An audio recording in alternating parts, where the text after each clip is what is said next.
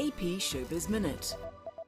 Another accuser has taken the witness stand at R. Kelly's sex trafficking trial, testifying that the R&B superstar sexually abused her when she was still a high school student and an aspiring singer. Last week, the jury heard similar testimony from the trial's first witness.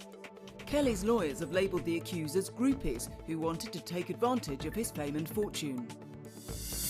A British judge has ruled that songs by punk trailblazers the Sex Pistols can be used in a forthcoming TV series, despite the opposition of former frontman John Lydon.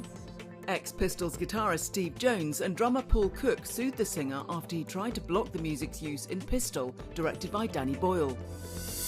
Jeopardy is back to guest hosts after the resignation of Mike Richards, and actor Mayim Bialik will return as the first behind the podium for 3 weeks of episodes.